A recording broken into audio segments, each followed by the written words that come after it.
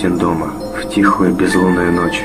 Я ворочался, пытался найти удобное положение, но все равно мне было неспокойно. Что-то сегодня ночью было не так. Я ворочался и ворочался, пока наконец не нашел удобное положение. Я закрыл глаза, но не почувствовал большой разницы. В комнате было и так слишком темно, чтобы увидеть хоть что-то. Я лежал тихо и неподвижно, тело расслабилось, и разум затуманился, и я наконец был готов к необходимому мне отдыху. Вдруг тишина была нарушена. Мои глаза широко открылись, а в голову сразу полезли страшные мысли. Почти без всяких сомнений, это был звук удара кулака по стеклу. Но нет, это не может быть. А зачем кому-то будить незнакомого человека у него дома? Подумай логически.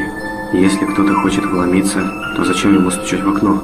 Они просто разбили бы окно, вломились в дом и наделали много шума. Либо пытались бы вести себя как можно тише. Зачем стучать? Монстров не существует. Я немного успокоил себя и мог бы просто посмотреть в окно, но я отвернулся в другую сторону. Я слишком напуган, чтобы повернуть голову, боясь увидеть свой самый большой страх за окном. И все же, что это может быть? Может быть, пара птиц ударились мне в окно? Это слишком неправдоподобно. Может, это какие-нибудь детишки гуляют ночью и стучат в окна, чтобы повеселиться? Это возможно. Давай еще подумаем.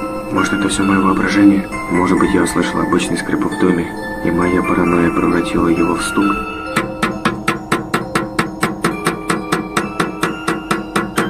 Нет, определенно это не мое воображение. Эти чертовы дети постоянно шалят. Они не сдадутся, пока не получат какой-то реакции. А может быть, какой-нибудь ужасный урод стоит на улице, который только и ждет, когда я выйду, чтобы напасть на меня. Не будь параноиком. Кроме того, он снаружи, а я внутри. Пока я не услышу треск стекла, я знаю, что я в безопасности. Монстров не существует. К тому же, я еще не совсем сюда переехал. Может быть, эти дети поймут, что я крепко сплю, и оставят меня в покое. Нет, это не могут быть дети. Ни один ребенок не будет так долго ждать, только ради того, чтобы разозлить кого-то. Им бы просто стало скучно, и они двинулись бы дальше.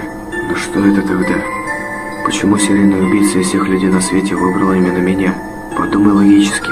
Монстров не существует. Не будь параноиком. Они снаружи, я внутри. Пока я не услышу треск стекла, я в безопасности. Но если это не монстр и не убийца, тогда кто?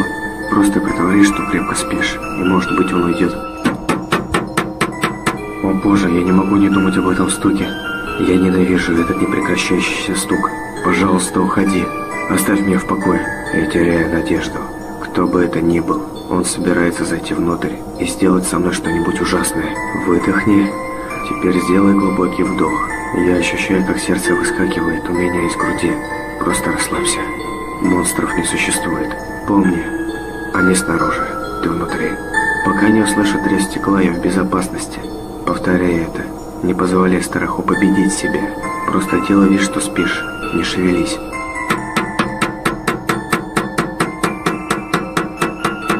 Помни, они снаружи, ты внутри.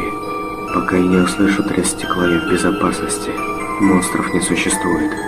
Просто делай вид, что спишь. И молись, чтобы это закончилось. Пока не услышу треск стекла, я в безопасности. Слезы начинают стекать по моему лицу. Монстров не существует. Монстров не существует. Они снаружи, я внутри. Пока я не услышу треск стекла, я в безопасности. Я больше не могу это выносить. Я сойду с ума, слушая этот стук. В конце концов, если я посмотрю, кто там, я успокоюсь, сделаю глубокий вдох и повторяю себе еще раз. Они снаружи, я внутри. Пока я не услышу треск стекла, я в безопасности. Я делаю еще несколько вдохов. Мое сердце стучит с такой силой, что готово вырваться из груди. Я медленно поворачиваю голову к окну. Мое сердце останавливается, и я слишком напуган, чтобы кричать или пошевелиться. Я повернулся к окну и увидел бледную фигуру со светящимися глазами, смотрящими сквозь меня, прямо мне в душу. Ужасная ухмылка расползается по его лицу. Все это время оно стояло внутри, стуча в мое окно.